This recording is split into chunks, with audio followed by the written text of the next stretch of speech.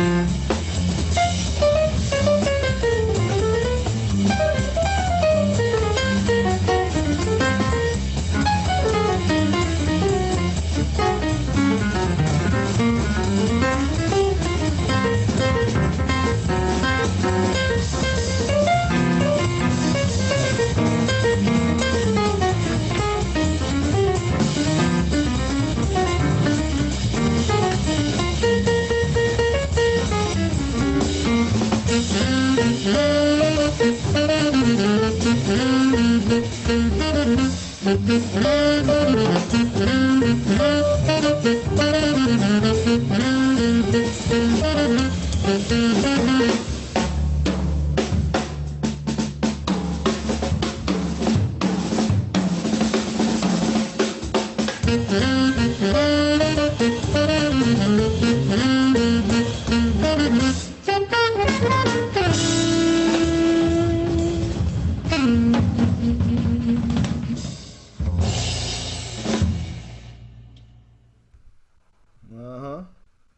Mm.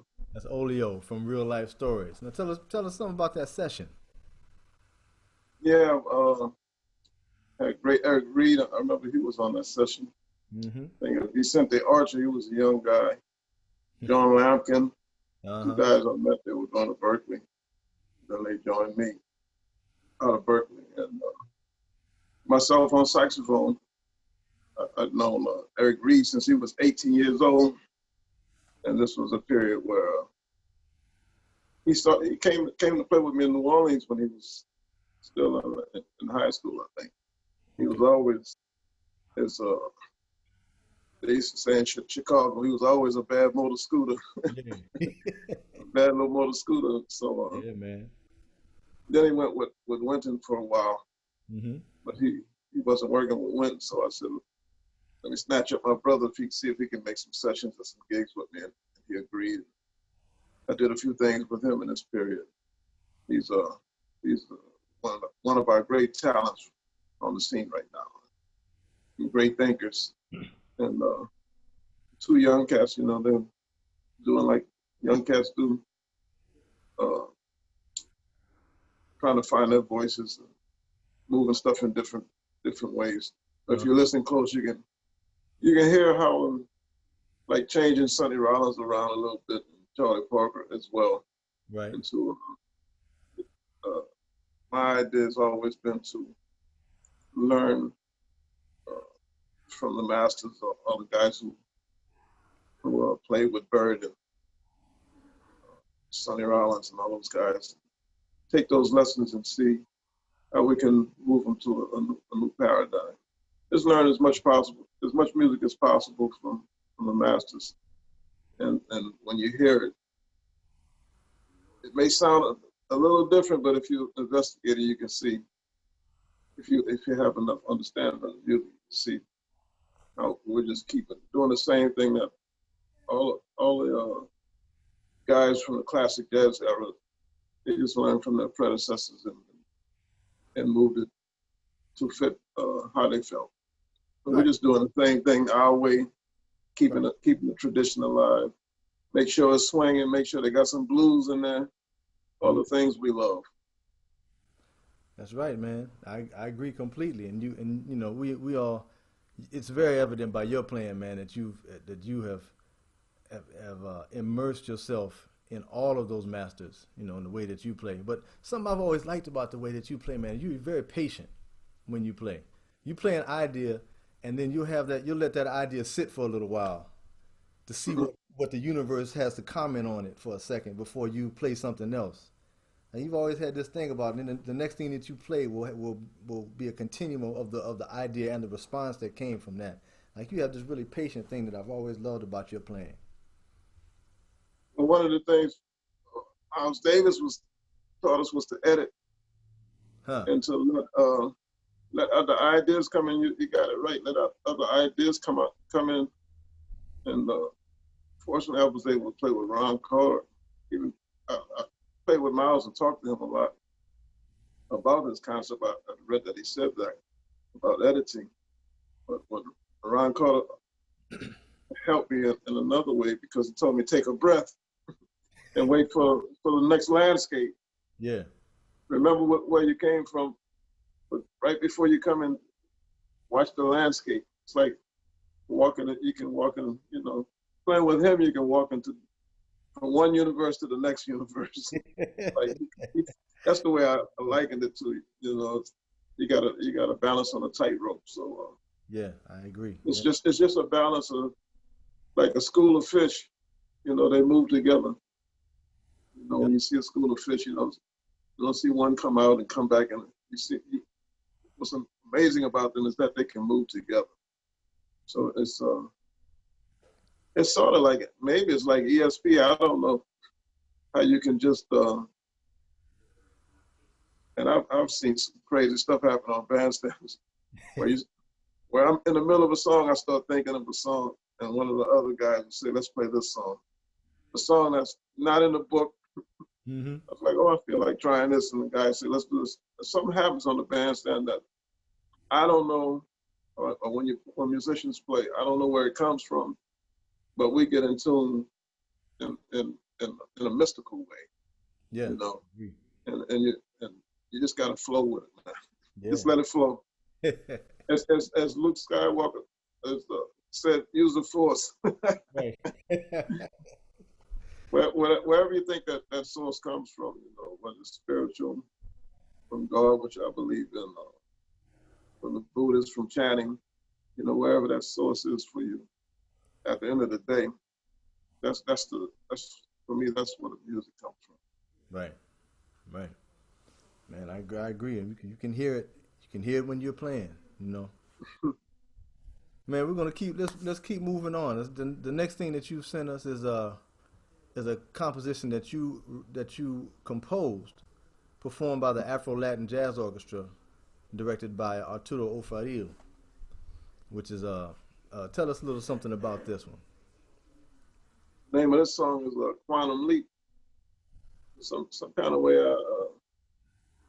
I made the connection between quantum physics, which is for me the study of what's natural, and how we think of jazz. And for me, the Western way of thinking music is point A to point B, which is what I would call a two-dimensional way of thinking. Because you go, and so if you have a section in a 32-bar song, and then it goes, you have your what do you call it, your cadences, but they're going to a certain point. Right. And that's like a root to the harmonic progressions. Even if you modulate, there's still like a root that's home base. But then I said to myself, I'm studying quantum physics, that you don't really need to think like that anymore. That you can move music to what I call a four-dimensional state, so that it can go in any direction. And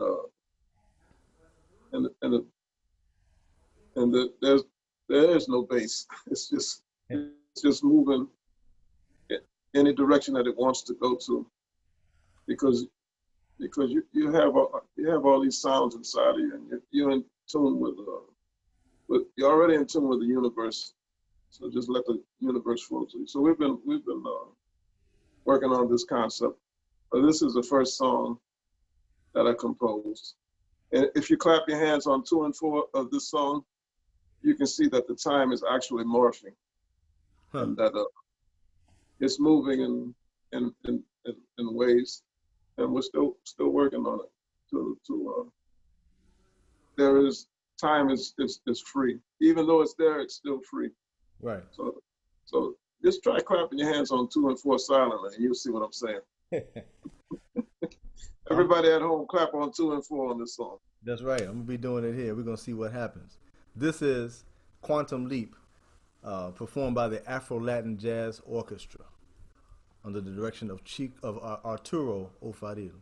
Please help me to welcome the man, the magician, Donald Harrison. Yeah. Donald Harrison, ladies and gentlemen.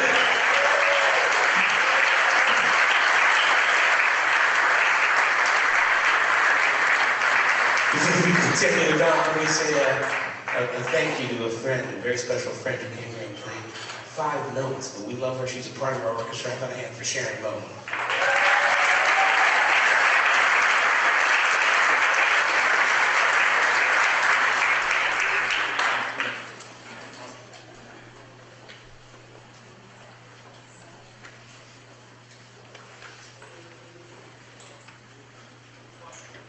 Live, yo.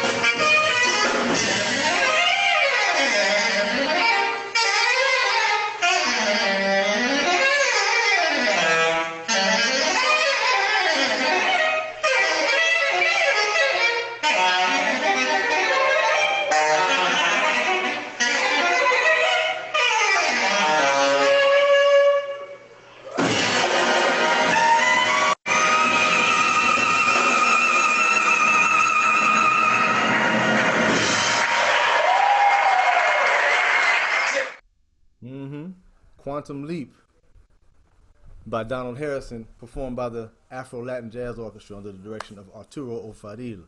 Man, that's something, man. Well, I appreciate it, man. We're just trying to find our way through the music. You know, I would say find your voice. So yeah, but I hear what you're saying, man. The way you shifted it around, you know, I kept my foot going. It took me a few rotations to figure out kind of how you were shifting it, but it's something, man. How it moves around and comes back to you. The way you operated it, man. That's bad. Yeah, you know, just making sure that we keep the blues directive and swinging directive, no matter how far you go, man. No matter how far you go with the music. If I feel like I need to pat my head to it and pat my foot, and it's hit me, blues connotation, like Arnett said, then I'm with it. Right. Now I'll go that route. So I heard this, and for me it had those elements. So we did it, and Arturo's band did a phenomenal job. Arturo jumped on it like he wrote it. It sure did, man. It sure did. Y'all need to check that out. I will put, of course, as I do with all of our shows, I'm going to put this playlist up on YouTube, on Jazz Houston's Facebook page, so you can check out all the links to check out all of this music, this great music that Donald Harrison has provided for us today. And so we're going to move on now. We have a composition entitled Free to Be, and this is a live recording from the New Orleans Jazz and Heritage Festival. Yeah, Free to Be is like one of the first, like what we call the nouveau swing. I was, you know, we came up checking out James Brown and the funk and soul music. So I heard where they were really like cousins. So I was taking elements from dance music from our generation, from from these times, and putting those elements into a swinging context. And you can hear some James Brown in here, and some swinging, some Art Blakey. I call it Art Blakey meets James Brown and Duke Ellington, and it has all those elements in it. Beautiful. This is Free to Be, live at the New Orleans Jazz and Heritage Festival.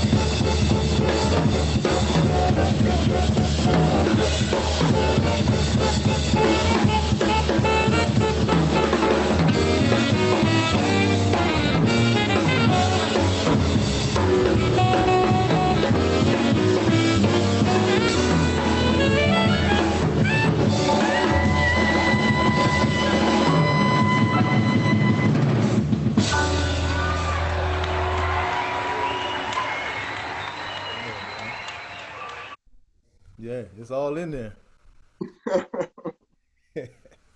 Yeah, I haven't really heard this stuff, so it's nice to hear it.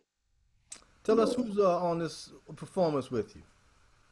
Oh, I remember correct. That's John Lampkin on drums, Vicente Archer on bass, and what's the piano?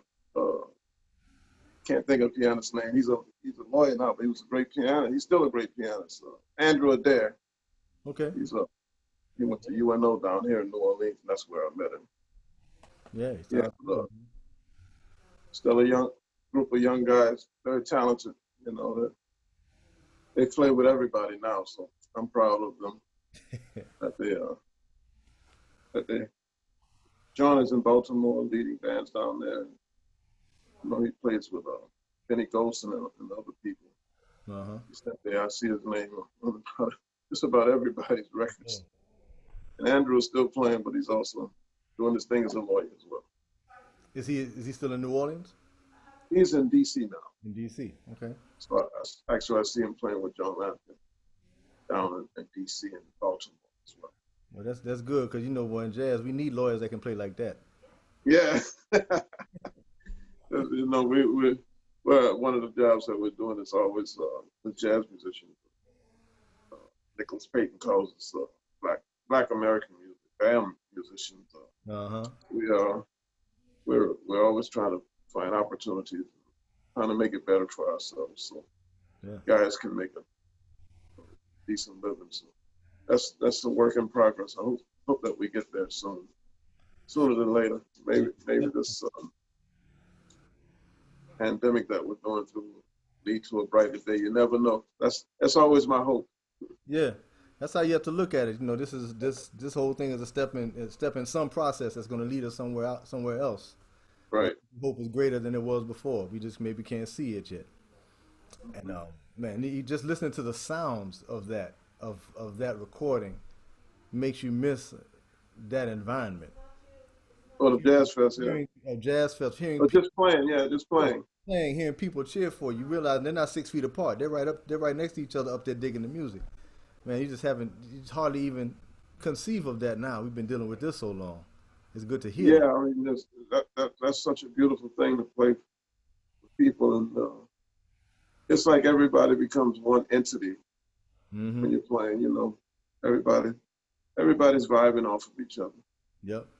Art Blakey used to say, applause is a food for entertainers, and it keeps us fed and keeps us reaching for our highest level when you feel the love and warmth from the audience.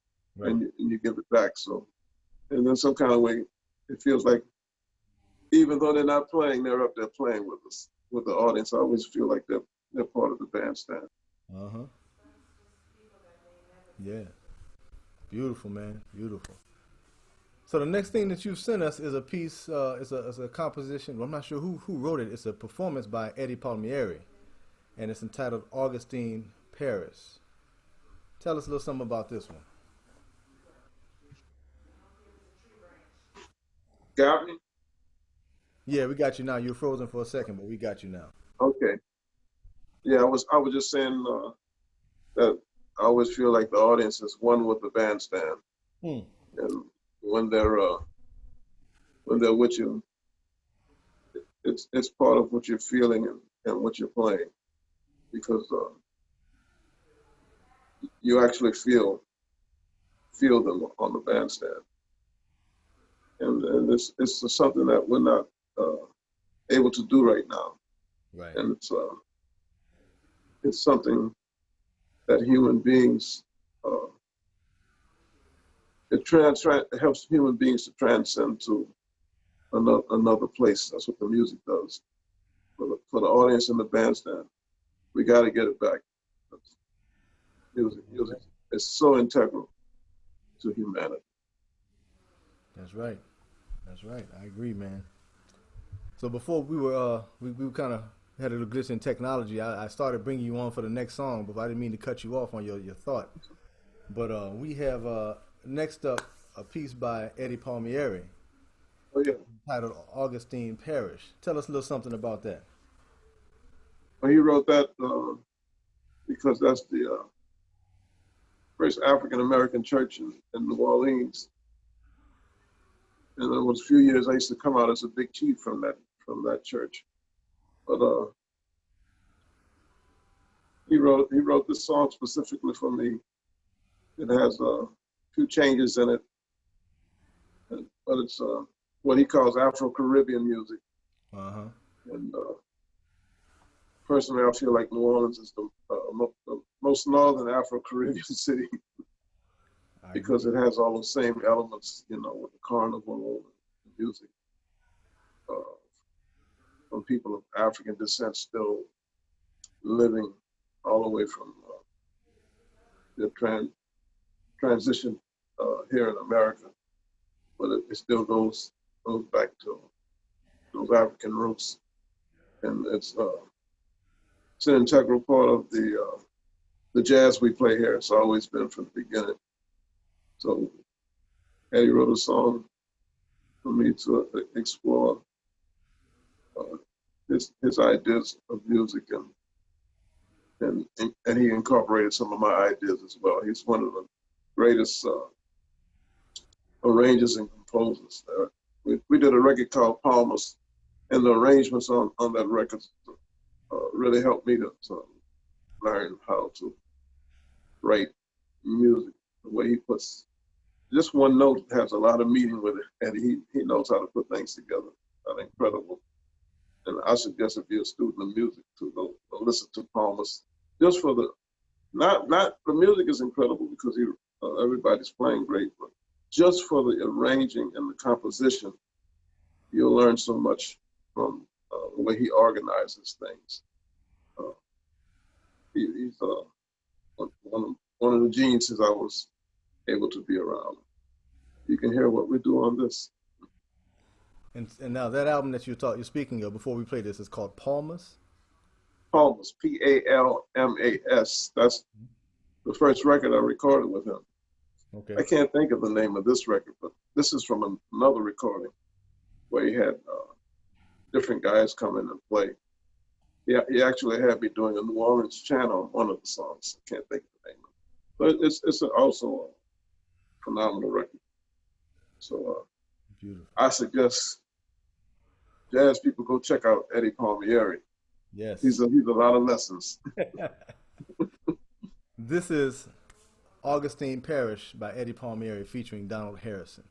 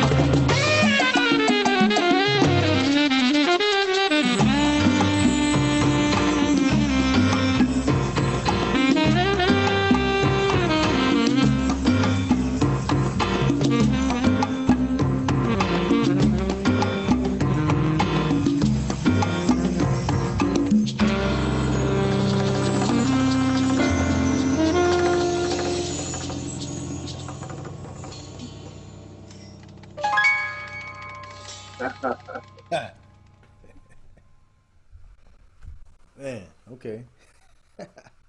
That's the same thing I said when I heard it. When Eddie played that for me, I was like, yeah, I'm gonna have some fun with you on this one. Yeah, I'm forever his student because there's always many lessons to get from him. Yeah. Brian Lynch, another friend of mine who plays with him, Conrad Herwig on the front line. Mm-hmm. Yeah, he calls Brian and I his jazz messengers in the Latin world. I love it. Beautiful, beautiful, man. Eddie is such a master, man, and just I agree, man. Anything that you will learn from anything that you listen to by him. And I got to go check out that record that you mentioned, Palmer. So that's something that I need a little bit more of in my life. And I've always just even if you can't, sometimes if you can't get to play with those people, you might get a chance if you just play along with the records.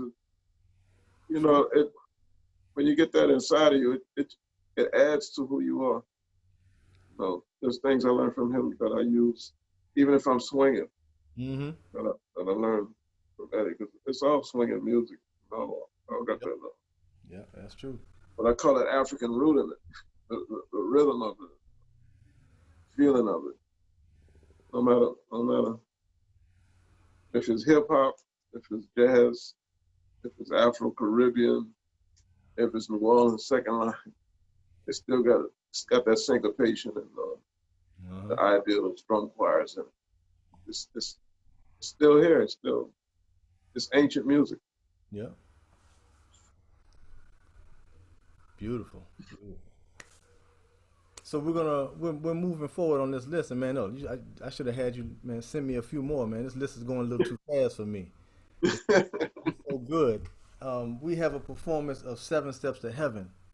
Well, which features you're playing with two of my favorite musicians, Ron Carter and Billy Cobham, on the drums. Tell us a little something about this performance. Yeah, well, this is really a group that Ron Carter, even though my name is the leader, he's the leader and he's the nurturer. Right. And he said before that he was the conduit for Miles Davis's great group. And this trio has been together on and off for 15 years. And I can attest that he is the conduit and the thing that makes everything go. And he sort of is, Billy is great and he's one of the great drummers and masterminds of a lot of things that we have in music today. But our fearless leader is Ron. He's really helped this group to find the sound, helped us find our sound inside of what he's playing. Mm-hmm. And he just keeps moving us forward with each performance. When you play with him, you got to go home and think about what happened. Actually, you got to go home and think about it for the rest of your life. Right. For both of those gentlemen, you know, certain gentlemen you play with, and they leave you with something that you think about all the time. They leave you with things that you think about all the time. Right. And you keep understanding more and more about the lessons that you learn on the bandstand. But I always try to memorize, because there's always going to be something new. Try to memorize it, and then come back and deal with them in a way that's I'm better acquainted with the lesson that I learned that night and over years. Right. The next night, and keep moving forward. It's always a forward trajectory with these guys. Always moving forward, finding new areas that where we have symmetry together and understanding of what is going on. Uh-huh.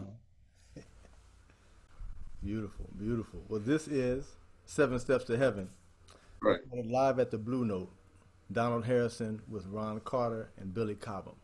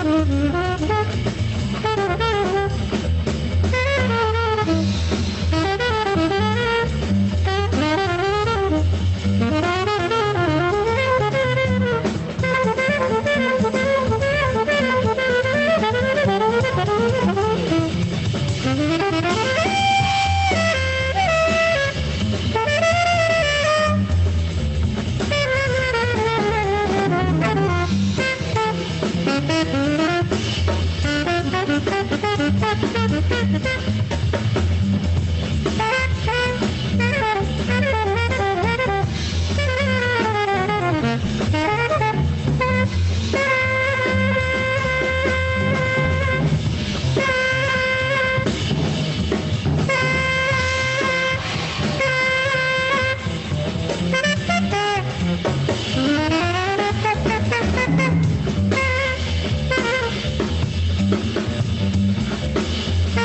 you.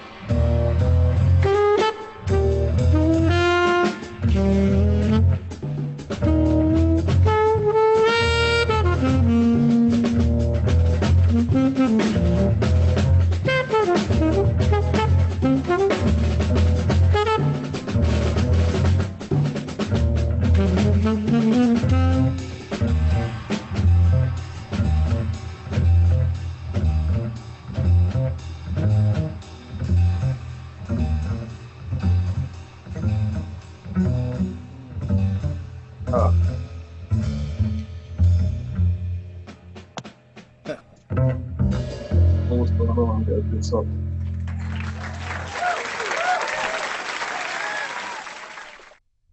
Man, yes, sir. That was bad. Okay, I was pressing some buttons. I don't know.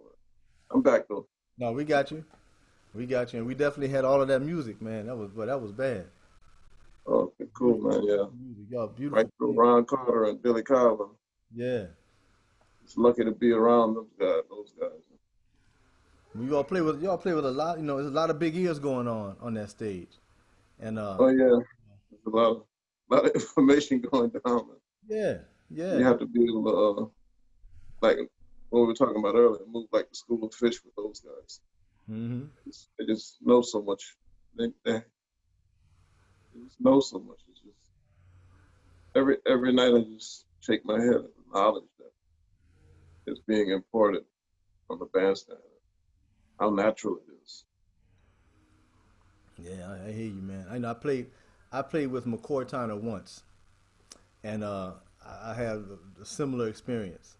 I got to play a blues with McCoy Tyner at the Blue Note one time, and I still don't understand how he played everything I was going to play before I played it.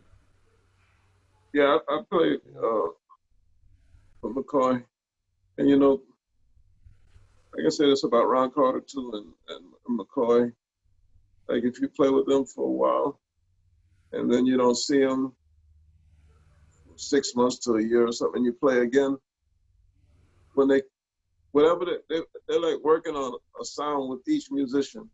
Uh-huh. Every person, you can hear that they're working on a sound with that. they have a really personal relationship with the way they play music with you. Right. If you come back a year later, they're gonna pick up where you left off. Right. That's how much they know you, Right. and how smart they are. They pick up, they start doing the same things, and then they move it to the next level. They keep moving the understanding that you have with them musically forward. It's incredible to see the way they process things, the way they know each musician, have fine-tuned the interaction and understanding of music with each musician. So that's those guys. That's the way they think of music. And you better remember what you were playing last week. Go home and think about it. Right. Because that's where you're gonna start when you see them again. Right. Yeah. Right. Well, that was a beautiful performance, and I mean, it sounds like y'all been on the road for 5 or 6 months before y'all got there. You know, it's one of those types of things where when you're playing with masters like that, and yourself included, man, y'all can get together and have semblance immediately. Just because of the amount of information, as you're saying, that's there, but just the love that you can hear through the music too, and y'all are having a good time. And the amount of focus and care, the detail, and the amount of thinking off the bandstand.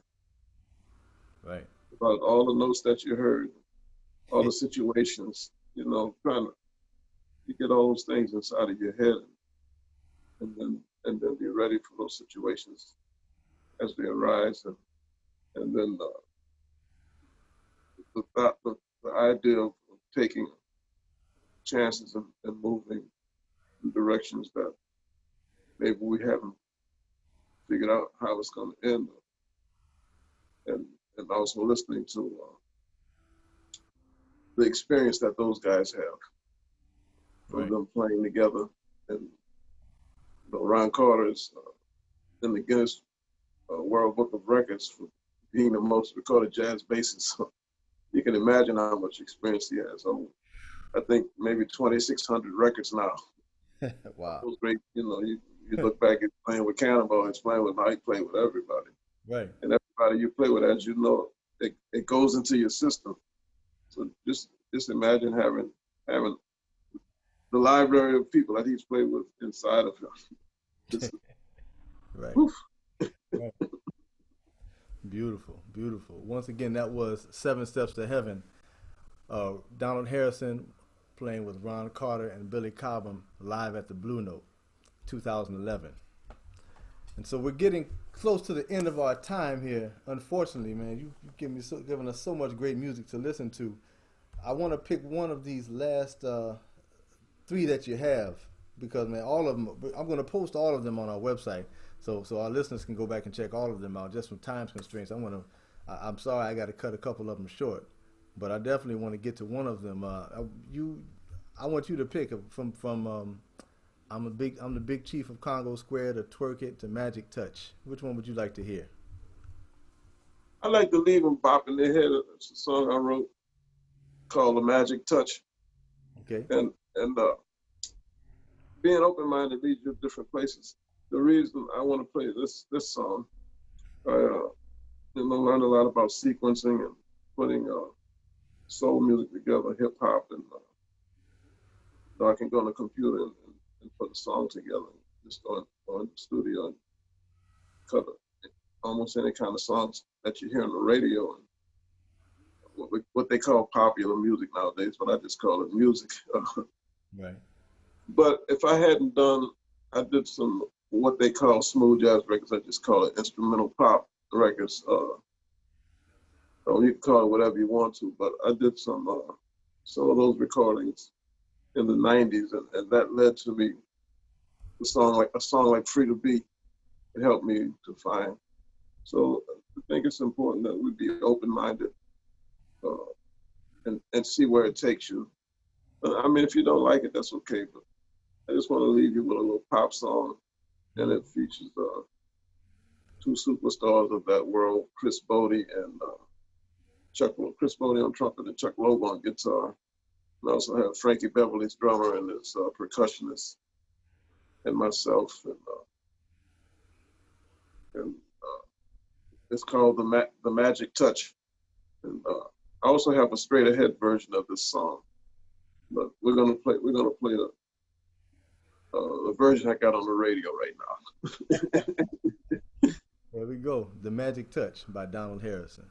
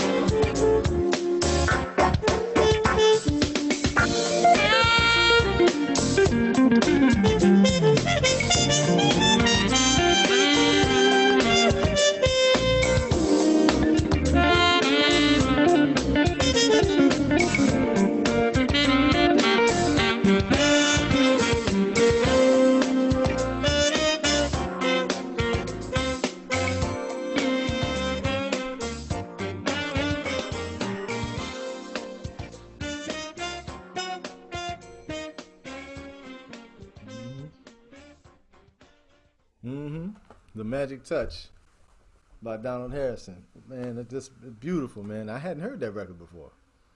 Oh yeah, it came out, but the reason I played this is because back when I recorded this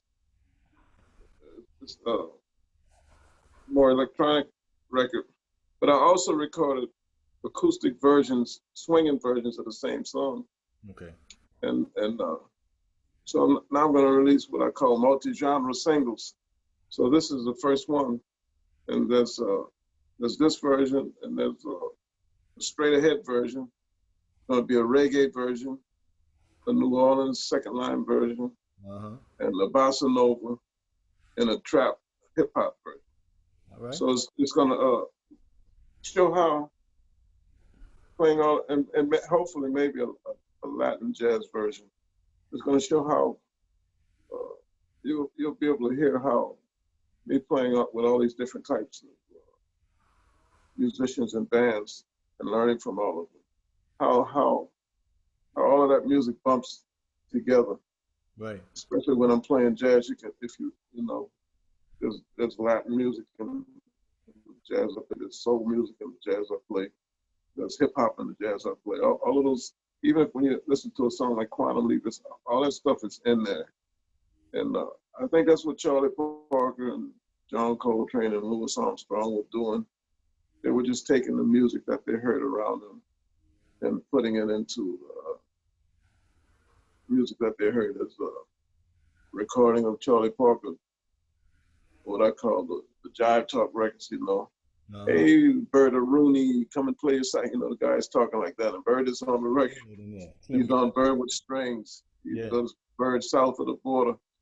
So, you know, when I looked at Bird's career, and even John Coltrane, I got records of him playing R&B jump tenor of the time. And you can hear how he used the jump tenor when he hits those low whop, you know, that you can hear that he was doing the same thing, playing jump tenor. And you can hear the music from the church that he put into his sound. That these guys, what they were is a conglomeration of many styles of music put into the jazz context. So when I was young, I decided to go and play with every era of jazz musicians, but also learn from the masters of the music that was of these times, and to do what Charlie Parker and Louis Armstrong, Sidney Bechet, and John Coltrane did was to become a conglomeration of all of those styles and everything that they lived. It's all in there. When you hear John Coltrane play, it's the influences of a lot of things. Right. You know, of course, it's Charlie Parker and the beboppers and everybody you heard. But there's also, like I said, stuff they talk about walking the bar, that's in his sound. Right. Stuff he got from the church, that's in his sound. And that led him to the sound that we love today, which is a conglomeration. And I also figured that it's a simple math formula. 1 + 1 is always going to equal 2. So you have to open up like those guys did. You know, Bird talks about Tchaikovsky. You know, he listened to so many things, and you can hear that in his playing. Right. You can hear so many things that added up to him being who he was. So I'm just doing it my little way. The same things that they did. In my estimation, the same things that they did. Being open-minded. Right, right.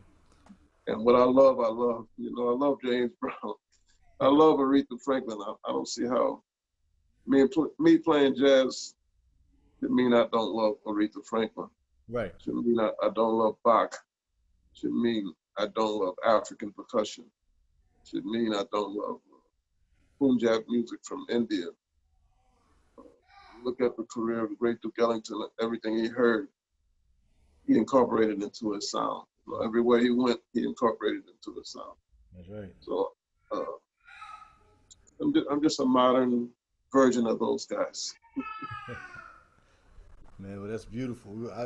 I've always enjoyed the way that you put all of that together in all of your music, and I'm sure that with a lot of people that are out here listening now, checking this show out, that do also.